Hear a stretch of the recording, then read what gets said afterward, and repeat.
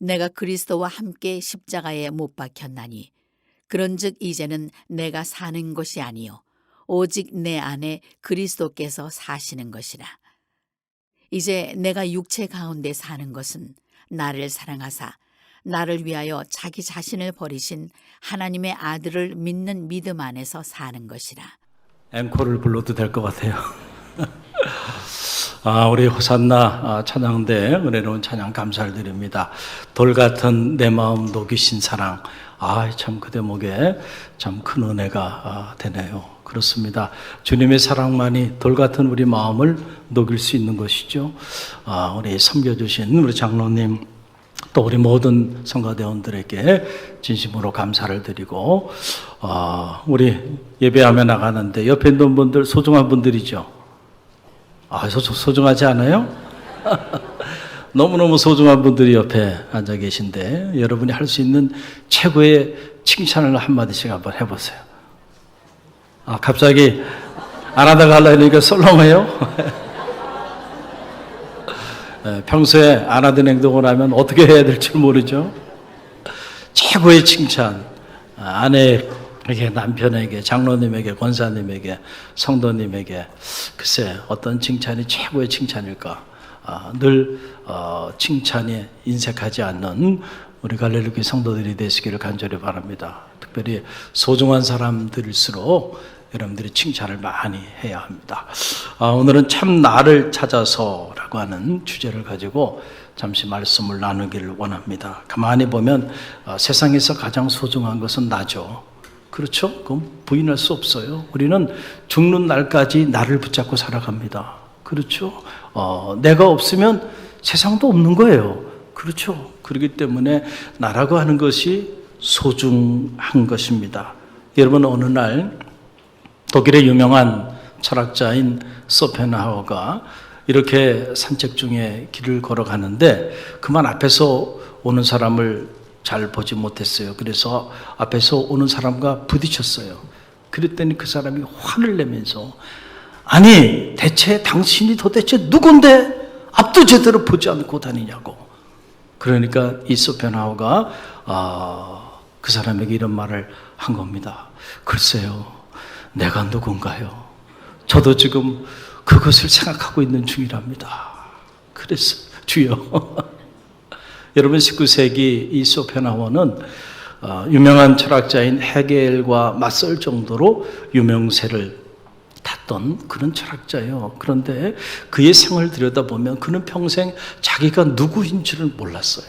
그 질문은 던졌는데 질문에 대한 답을 얻지 못해서 마지막 스스로 목숨을 끊는 이런 안타까운 생을 마감하게 됩니다. 그래서 여러분 우리가 잘 아는 헬라 철학자 소크라테스는 너 자신을 알라라고 하는 유명한 말을 남겼죠. 원래 이 말은 소크라테스의 행복론에서 나온 말이에요. 우리가 정말로 행복한 삶을 살길 원한다고 한다면 과연 내가 누구인가? 내가 누구인지를 알아야 한다. 그때부터 나에게 주어진 시간, 나에게 주어진 공간, 내가 만나는 사람들 이런 모든 것들이 다 의미가 있어지는데 내가 누구인지를 모르는데 내가 누구인지를 모르는 상황에서 만나는 시간들, 만나는 환경들, 만나는 사람들 그것이 의미를 갖기가 어렵다는 거죠. 그래서 소크라테스도 자기 자신을 아는 것에서부터 모든 인식론의 출발이 거기서부터 돼야 되고 그리고 인간의 행복도 거기서부터 주어진다고 그렇게 말을 했어요. 그러나 소크라테스는 평생을 살면서 단 한 번도 정말 자기가 누구인지를 알지 못했습니다. 그래서 육체를 가지고 있는 삶의 자리 안에서 단 한순간도 행복한 삶을 살지 못했던 거예요. 왜냐하면 그는 이 육체라고 하는 것은 영혼을 가두는 감옥으로 본 겁니다. 그러니까 이 영혼을 가두는 이 감옥을 가지고 있는 한 우리가 누구인지를 알지 못하고 진정한 자유와 행복한 삶을 살 수 없다고 본 거예요. 그래서 그는 죽음을 두려워하지 않았고 오히려 죽는 것은 이 영혼을 가두는 육체로부터 해방되는 것이라고 생각했기 때문에 독배를 마시면서도 당당하게 죽음 앞으로 나간 거예요. 그러니까 그는 육체를 가지고 있는 한 단 한순간도 자유롭지 못했고, 육체를 가지고 있는 한 자신이 누구인지를 진정 알지 못했기 때문에 결국 그 또한 행복한 삶을 살지 못했던 거죠. 여러분, 19세기 후기 인상주의 대표적인 화가 중에 한 사람이 바로 폴 고갱이라고 하는 인물입니다. 그도 참 나를 발견하고 싶었어요. 그래서 저 문명의 때가 묻지 않은 남태평양 타히티 그 섬으로 들어가서 원주민들을 그리고 자연을 그리고, 그리고 원주민 소년과 함께 또 이렇게 사랑을 나누기도 하고, 그러면서 그가 남긴 위대한 대작 중에 하나, 우리는 어디서 왔는가, 우리는 무엇인가, 그리고 우리는 어디로 가는가 라고 하는 이 대작을 남겼어요. 기독교의 경전인 창세기를 모티브로 해서 그린 그림인데, 그런데 그는 이 물음을 가졌지만 우리가 어디서 왔는가, 우리는 대체 무엇인가, 그리고 우리는 어디로 가는가, 이 물음에 대한 해답은 찾지 못했어요. 그래서 그는 극심한 우울증에 시달리기도 했고, 고독과 외로움 가운데 허덕이다가 사랑하는 딸 안느의 죽음 앞에서 견딜 수 없는 고통을 느끼면서 스스로 목숨을 끊는 자살을 시도하기도 해요. 그리고 그는 1903년 아주 고독하게 그는 생을 마감하고 맙니다. 이 폴 고갱이 살아있을 때 그의 작품은 단 한 작품도 세상 사람들에게 인정받지 못했어요. 그의 사후에 그의 작품을 인정하게 된 거지, 그는 마지막까지 실패자로 고독하게 생을 마감하고 맙니다. 여러분, 오늘 우리가 읽은 이 한 절의 말씀, 정말 엄청난 말씀이 아닐 수 없어요. 이 사람은 자기가 누구인지를, 육체를 가지고 있는 삶의 자리 속에서 발견했던 사람, 바로 그 사람의 고백, 그 사람의 간증, 그 사람의 담대한 선포가 오늘 이 한 절의 말씀 속에 담겨 있어요. 그래서 이 사람은 자기에게 주어진 생 속에서 놀라운 하늘의 행복을 마음껏 누릴 뿐만 아니고 많은 이들에게 나누어 주며 오히려 생명을 살리는 이런 놀라운 삶을 살았던 그 사람의 고백입니다. 여러분, 이 갈라디아서 2장 20절 말씀이 그 말씀이에요. 우리가 이 말씀 다시 한 음성으로 함께 읽어봅니다. 내가 그리스도와 함께 십자가에 못 박혔나니 그런즉 이제는 내가 사는 것이 아니요 오직 내 안에 그리스도께서 사시는 것이라. 이제 내가 육체 가운데 사는 것은 나를 사랑하사 나를 위하여 자기 자신을 버리신 하나님의 아들을 믿는 믿음 안에서 사는 것이라. 아멘. 여러분, 이 말씀은 어떻게 읽습니까? 저는 최근에 이 말씀을 접하면서 놀라운 충격을 갖게 됐어요. 그렇구나. 그 전에 제가 제대로 잘 몰랐던 그런 부분들을 알게 됐어요. 여러분, 이 말씀을 원어로 보게 되면 무려 나라고 하는 이 말씀이 7번이나 반복적으로 나오고 있는 것을 보게 됩니다. 내가 그리스도와 함께 십자가에 못 박혔다는 거예요. 누가 못 박혔어요? 내가, 당신이 아니고 그들이 아니고 내가, I have been crucified with Jesus Christ. 내가 예수 그리스도와 함께 십자가에 못 박혔다는 거예요. 내가 못 박혔다는 거예요. 그런즉 오늘 보니까 내가 사는 것이 아닙니다. 내가 사는 것이 아니에요. And I no longer live. 내가 사는 것이 아니야. 나는 새로운 삶이 시작됐다라고 하는 그런 얘기죠. 그러나 내 안에 그리스도께서 사십니다. Jesus Christ lives in me. 내 안에, 당신 안에, 그들 안에가 아니고 내 안에 그리스도가 지금 살아 역사합니다 라고 하는 그런 얘기예요. 또 내가 육체 가운데 사는 것은 다른 사람이 아니에요. 당신이 육체 가운데 사는 게 아니고 내가 The life I live in the body, 육체 안에 내가 그 사는 그 삶이라고 하는 것은 나를 사랑하사 who loved me, 나를 위하여 자기 자신을 완전히 내어주신 바로 그분 who gave himself for me, 나를 위하여, 당신을 위하여가 아니고 그들을 위하여가 아니고 나를 위하여 자기 자신을 다 내어주신 그 아들을 믿는 믿음 안에서 누가 사는 거예요? 내가 사는 것이다는 거예요. 할렐루야. I live I faith in the Son of God. 하나님의 아들, 그 아들을 믿는 믿음으로 내가 산 것입니다. 7번이나 나라고 하는 말이 계속 반복되고 있는 걸 보게 돼요. 이걸 보면서 제가 느껴지는 건 바로 뭐냐면, 아, 그렇구나. 복음이라는 것은 다른 것이 아니구나. 복음이라는 것은 결국은 나를 변화시키는 것이구나. 할렐루야. 사도 바울이 예수 그리스도를 실제로 인격적으로 만난 다음에 그의 삶에 많은 변화들이 있었는데 그 변화 중에 가장 강력한 변화는 내가 변화됐다는 얘기예요. 할렐루야. 여러분, 우리가 누군가에 대해서 안다라고 말할 때, 자, 그 사람이 어떤 학교를 나오고 어느 집에 살고 어떤 차를 타고 다니고 가족 배경은 어떻게 되고, 물론 그것도 그 사람에 관하여 아는 것이죠. 그러나 그거 가지고 그 사람을 알 수 있어요? 여러분, 그건 아는 게 아니에요. 겪어봐야 합니다. 할렐루야. 그럼 어느 정도 겪어봐야 그 사람이 어떤 사람인지 아세요? 제가 보니까 한 10년쯤 겪어보면 알겠더라고요. 그래서 저는 여러분을 알까요, 모를까요? 압니다. 10년을 겪어봤잖아요. 처음에는 다 숨깁니다. 그래서 모르겠어요. 저분이 어떤 분인지. 그런데 여러분, 한 10년을 겪어보니까요. 10년 동안 별의별 일들이 다 일어나잖아요. 어려움도 겪게 되고 이런저런 일들이 다 있게 되는데, 사람을 가보니까 이 어려움을 겪어보면 그 사람의 본질이 드러나더라고요. 숨길 수가 없어요. 드러납니다. 아, 저 사람이 저런 사람이구나. 겪어보면 아는 거예요. 우리가 주님에 관하여 평생 말씀을 들으면서 주님에 관하여 우리가 알 수 있어요. 그러나 그것이 주님을 아는 것은 아니에요. 정말로 주님을 경험해 봐야 돼. 할렐루야. 주님을 인격적으로 정말로 체험해 보면 여러분의 삶은 바뀌지 않을 수가 없습니다. 그 변화의 내용이 뭡니까? 변화의 내용이 다른 게 아니죠. 내가 이전에는 내가 누구인지를 잘 몰랐어.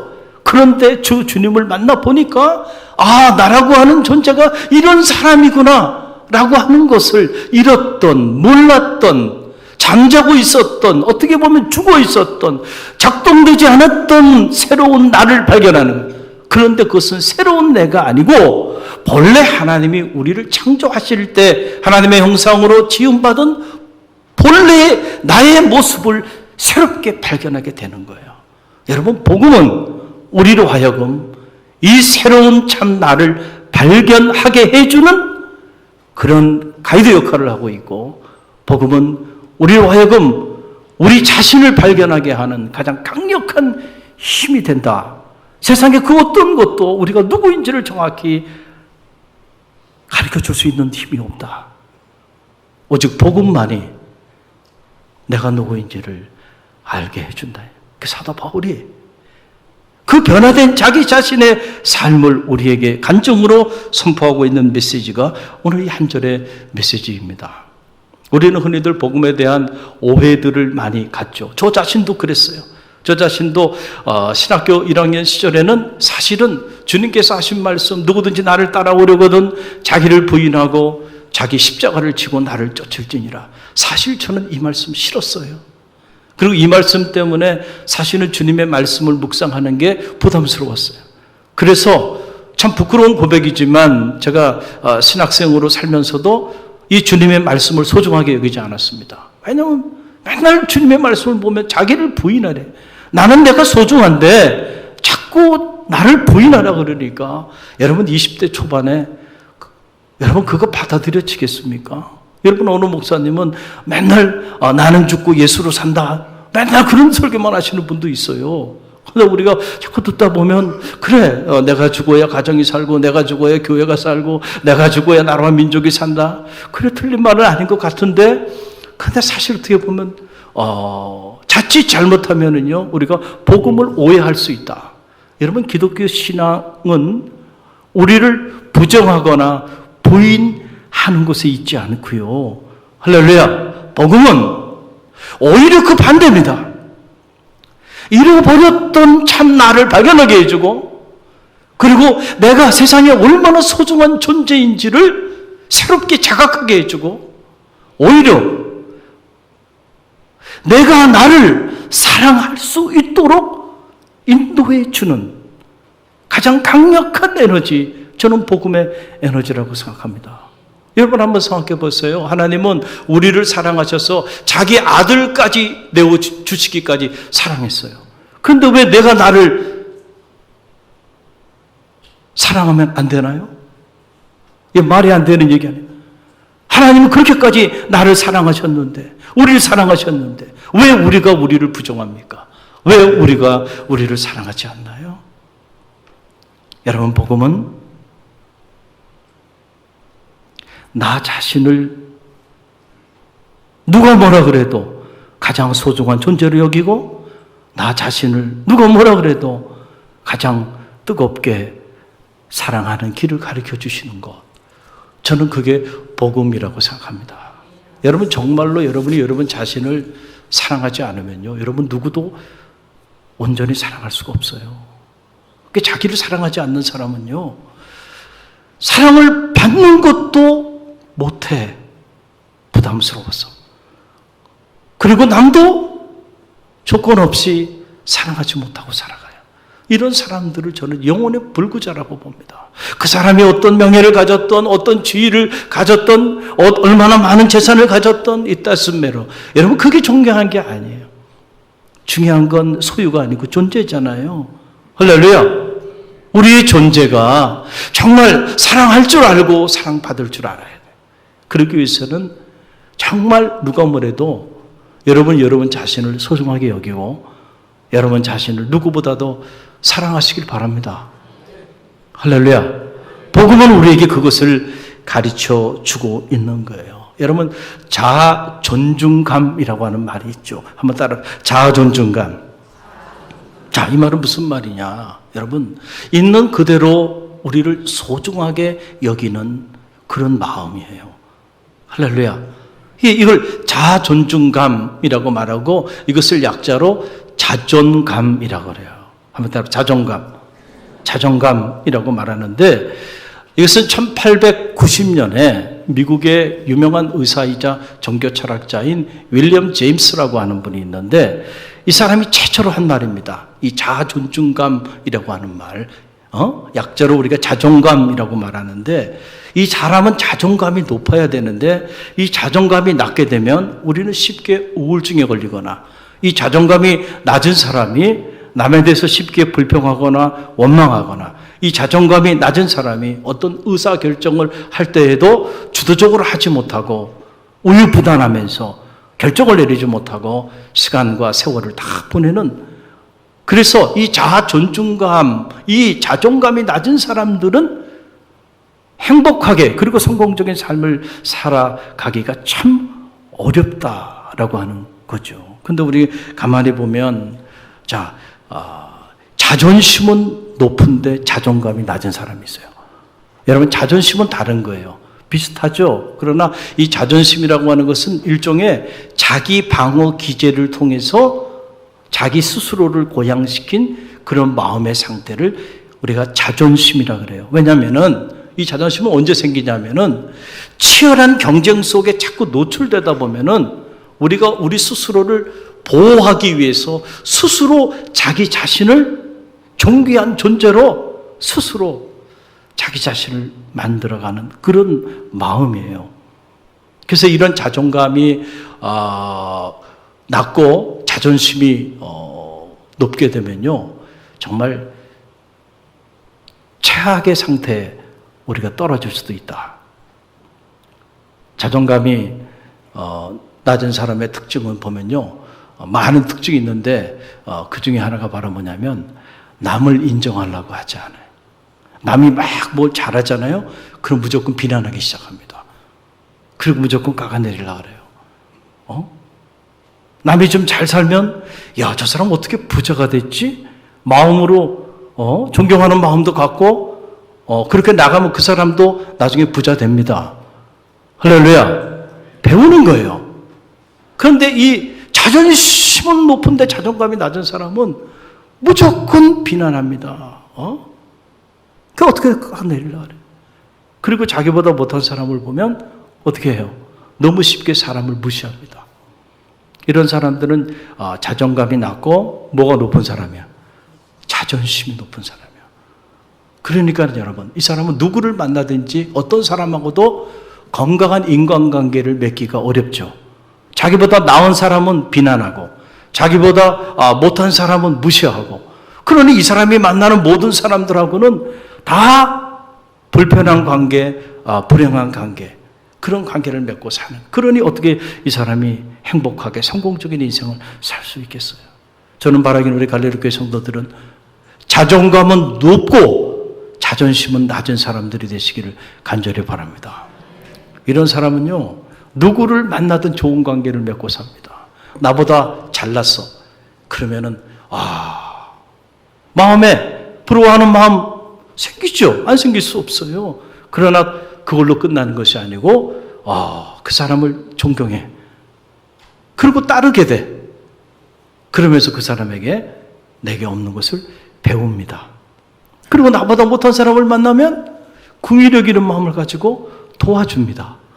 그러니까 이 사람은 나보다 잘난 사람을 만나도 그 사람하고 좋은 관계를 갖고, 나보다 못난 사람을 만나도 그 사람하고 또 좋은 관계를 맺어요. 그러니까 자존감이 높으면요, 그 사람은 행복한 삶을 살아가지 않을 수가 없어요. 할렐루야. 중요한 거는 우리가 자존감이 높은 그런 삶을 살아야 하는데, 그냥 자존감이 높아집니까? 절대로 그렇지 않아요. 오히려 그 반대가 됩니다. 왜냐하면 우리는 너무 우리를 평가하는 그 수많은 사람들 앞에 노출되어 살아가기 때문에 그래요. 그렇잖아요. 세상은 끊임없이 우리를 평가합니다. 그렇죠. 직장에서도 평가하고, 사회에서도 평가하고, 학교에서도 평가하죠. 심지어 여러분 초등학교 때부터, 아니 더 저학년 때부터 평가합니다. 이런저런 한 학기 시험을 몇 번씩 봐가면서 말이죠. 몇 등급짜리인지 다 등급을 가지고요, 학생들을 평가합니다. 어린아이들을 평가해요. 끊임없이 평가를 받고 살아가요. 그러니까 그 평가로부터 자기를 보호하기 위해서 점점 쓸데없는 뭐만 더 높아져요? 자존심만 높아지는 거야. 자존심만 높아지는 거야.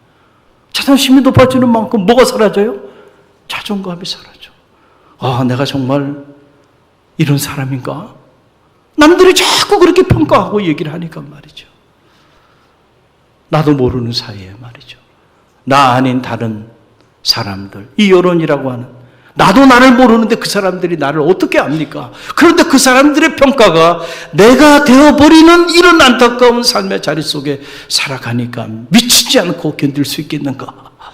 라고 하는 그런 사실입니다. 오직 복음만이 우리의 자존감을 높여줘요. 왜냐하면 보세요. 주님은 여러분을 평가하지 않습니다. 주님은 여러분을 사랑하십니다. 할렐루야. 하나님은 여러분을 평가하지 않아요. 하나님은 여러분을 사랑하십니다. 그러니까 우리를 사랑하시는 그 하나님 앞에, 그 주님 앞에 우리가 가까이 가면 가까이 갈수록 우리는 그 사랑 때문에 어떤 존재가 돼요? 자존감이 점점 높아지는 거예요. 오늘 성가대 찬양처럼 돌같은 내 마음, 쓸데없는 자존심으로 돌같은 내 마음, 주님의 사랑으로 녹여지는 거예요. 할렐루야. 그래서 자존감이 높은 사람이 되는 거예요. 자존감이 높아지면요, 자존심으로부터 자유로워집니다. 그래서 주님이 진리를 알지니 진리가 너희를 자유케 하리라. 진리 대신 주님 안에 실제로 거하고 그 주님을 실제로 우리가 체험하게 되면 자존심은 아무것도 아니에요. 왜냐하면 내 안에 내가 그 사랑을 받은 주님의 제자고 그 사랑을 받은 하나님의 자녀라고 하는 그 자존감이 충만하기 때문에 여러분, 다른 것들은 아무것도 아닌 거예요. 그런 것들 때문에 일비일리하지 않는다는 거예요. 오늘 사도 바울의 이 위대한 고백은 그 사실을 우리에게 알려주는 것이죠. 예수 그리스도 안에서 참 나를 발견한 사람, 그래서 자존심은 내려놓고 자존감이 가득 흘러 넘쳤던 하나님의 사람, 바로 그 사람의 모습이죠. 여러분, 우리 안에는 두 가지 나가 있어요. 죽어야 될 나와 살아야 될 나. 사실은 그 죽어야 될 나는 본래 내가 아니라니까요. 열두 의식 속에 사로잡혀 있는 나, 늘 상대적 박탈감 속에 사로잡혀 있는 나, 죄로 오염된 나, 그게 본래 내가 아니에요. 본래 나는요, 그런 존재가 아니야. 하나님의 형상으로 지음받은 고매한 존재예요. 소중한 존재예요. 하나님은 나를 천하보다 귀하다 그랬어요. 그게 나라니까요. 우리가 예수 그리스도 안에서 나 아닌 가짜 나를 십자가에 못 박고, 그리고 진짜 나를 발견하는 거예요. 그 사건이 실제로 일어나는 것, 이것이 복음의 능력이고, 사도 바울이 그 철의 제국 로마를 이 복음으로 변화시킬 수 있었던 이유는 자기 자신의 존재 혁명이 복음 안에서 실제로 일어났기 때문에 가능한 거죠. 우리가 신앙생활을 오래 한다고 해서 여러분 이런 체험을 하는 것은 아니에요. 하나님에 관하여, 예수 그리스도에 관하여 아는 지식을 가지고는요, 이런 변화가 나타나지 않습니다. 실제로 주님을 만나야 합니다. 어떻게 만날 수 있어요? 말씀과 기도가 아니고선요, 만날 길이 없습니다. 할렐루야. 그래서 우리가 날마다 말씀을 붙잡고 주님 앞에 기도하는 삶을 우리가 부단히 경주하는 이유는, 그러한 거룩한 삶을 통해서 몰랐던 나, 잠자고 있던 나, 죽었던 나를 발견하게 되고 다시 그 나를 찾게 되고,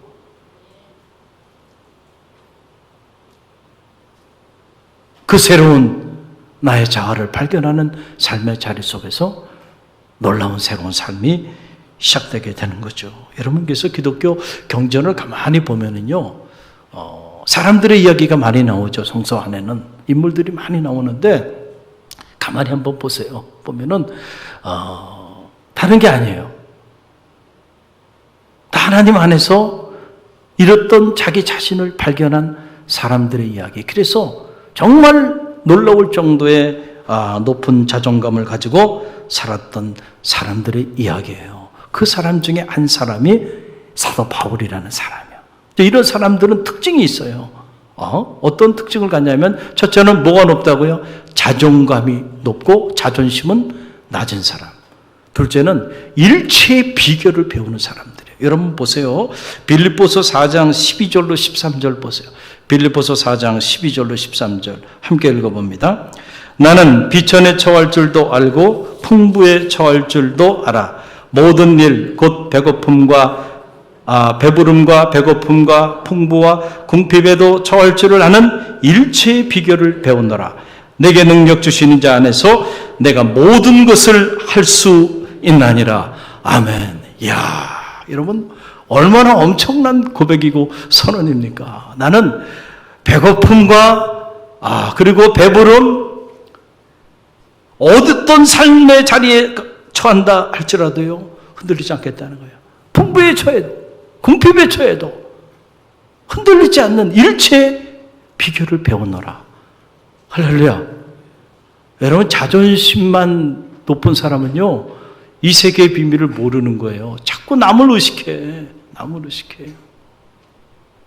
우리 아이들이 어릴 때 이야기예요. 어느 날 갑자기 오더니 그때 한참 유행이던 그 추리닝이 있는데 갑자기 뚱따지처럼 그걸 사달라는 거예요.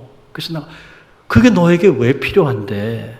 그랬더니 이 아이가 하는 말이, 아빠, 아이들도 다 입고 있어. 아이들이 다 입으면 나도 어떻게 해야 돼? 입어야 돼. 안 입으면 어떻게 해야 돼, 내가? 왕따 당한다고 생각하는 거예요.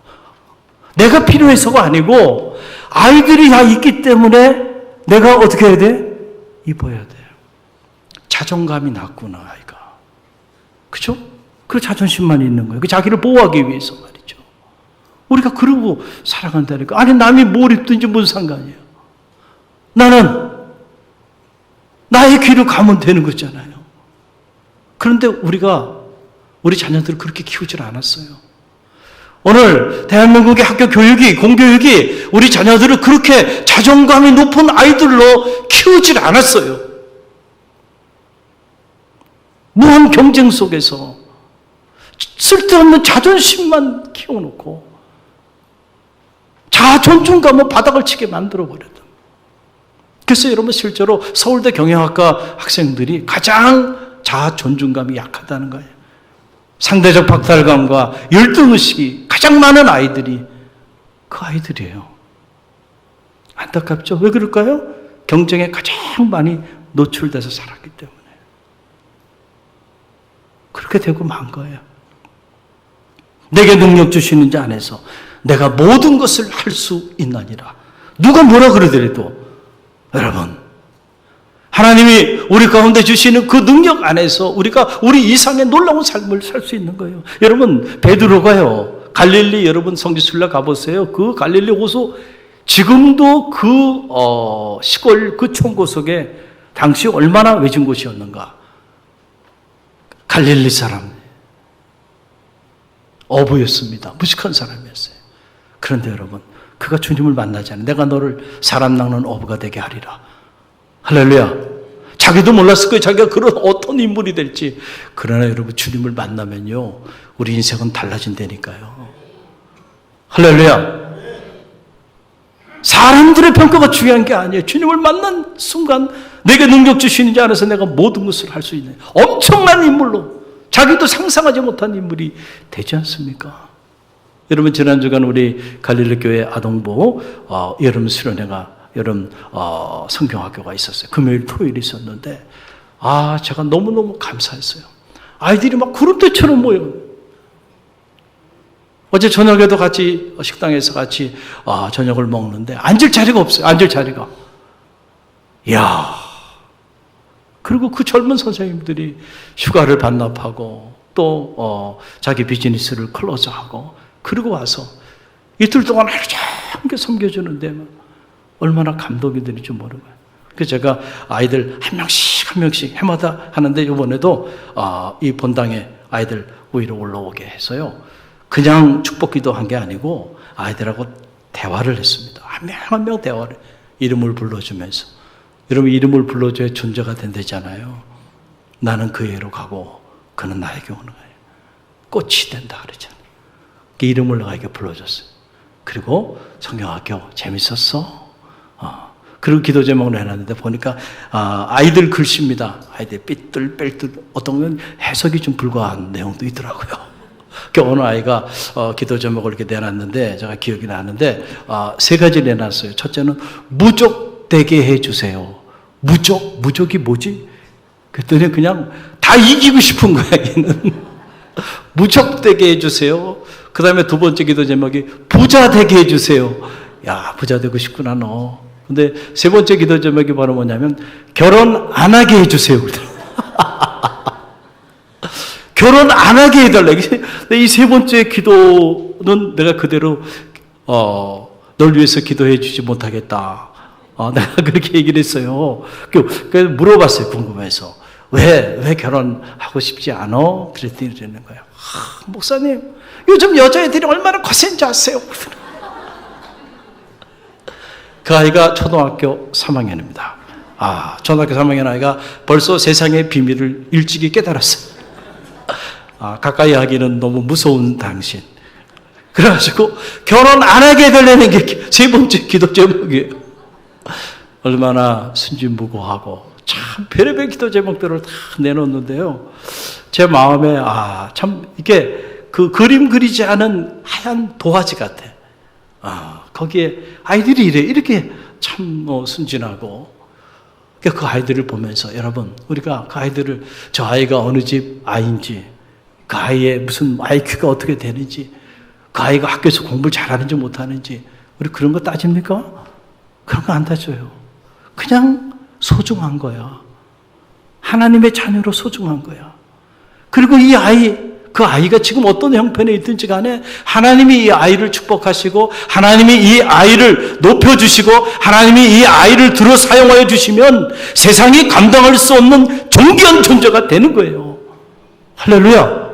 그래서 여러분 기독교 교육과 세속 교육은 여기서 차이가 나는 거예요. 세속 교육은 끊임없이 우리의 자존감을 낮추게 하고 자존심만 높이게 해요.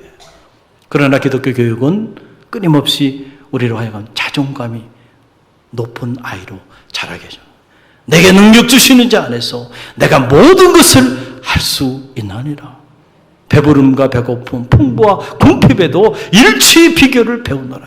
이거는 예수 그리스도 안에서 실제로 이랬던 자기 참 자아를 발견한 사람만이 할 수 있는 위대한 고백입니다. 또 자존감이 높은 사람은요, 행복지수가 높아요. 그래서 여러분 보세요. 이 빌립보서 4장 4절 말씀 보세요. 함께 읽어봅니다. 주 안에서 항상 기뻐하라. 내가 다시 말하노니 기뻐하라. 지금 사도 바울이 빌립보 감옥에 갇혀 있는데 옥중서신 아닙니까? 감옥에서 하는 얘기예요. 주 안에서 기뻐하라. 또 기뻐하라. 이 자존감이 높아지면요, 환경이 중요하지 않다니까요. 감옥에 갇혀도요, 기쁨이 가득 흘러 넘치는 거야. 주님으로 인해서. 이건 세상이 우리에게 가르쳐 줄 수 있는 비밀이 아니에요. 또 보세요. 사도 바울이 데살로니가 전서 5장 18절 말씀 함께 읽습니다. 범사에 감사하라. 이것이 그리스도 예수 안에서 너희를 향한 하나님의 뜻이니라. 아멘. 범사에 감사하라. 여러분 어떻게 범사에 감사할 수 있어요? 예수 그리스도 안에서 실제로 이뤘던 참나를 발견한 사람들, 그 사람들은요, 자존감이 높기 때문에 어떤 상황이 있든지 간에 불평하거나 원망하지 않아요.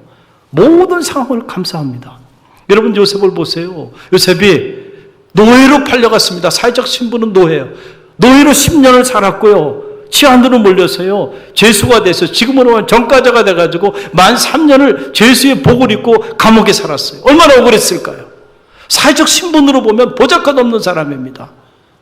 실패한 인생이에요. 10대 이미 여러분 노예가 됐고 전과자가 됐습니다. 희망이 없는 사람이야. 그렇다고 해서 요셉이요, 사람들을 막 비난하고 자기 환경에 대해서 불평하고 원망하면서, 그리고 자기 자신에 대해서 막 가학하면서 그렇게 살았나요? 그런 기록이 없어. 왜냐하면 요셉은 자존감이 높은 사람이었어. 나는 누구? 나는 하나님이 함께하는 사람. 할렐루야. 내가 종으로 노예로 살아도, 내가 감옥에 죄수로 있어도 나는 변하지 않는 사실 중에 하나, 나는 하나님이 함께하는 사람. 그 성경은 하나님이 그와 함께 하시니 그가 하는 모든 일들이 형통하였더라. 우연히 어떻게 돼? 30에 요셉이요, 왜 총리 대신이 된 게 아닙니다. 그 정도의 자존감을 가질 수 있었던 사람이기 때문에 세상이 감당할 수가 없었던 거예요. 할렐루야. 사랑하는 성도 여러분, 오늘 여러분은 어떤 삶의 자리 가운데 자리하고 있습니까? 오늘 여러분에게 주어진 그 삶의 환경이 여러분의 마음을 얼마나 힘들게 하고 무너뜨리고 있습니까? 여러분 자신에 대해서 어떻게 생각하고 있어요? 저는 바라기 여러분 모두가 자존심을 내려놓고 자존감이 높아지는 주님의 자녀들이 되시길 간절히 바랍니다. 세상에 속지 마세요. 그리고 복음 앞에서 누구보다도 소중한, 천하보다도 귀한 하나님께서는 자기 아들을 내어주시기까지 사랑하셨던 그 존재가 바로 여러분 한 분 한 분입니다. 여러분을 소중하게 여기십시오. 여러분을 진실로 사랑하십시오. 그리고 잃었던 여러분을 발견하십시오. 우리 함께 기도합니다.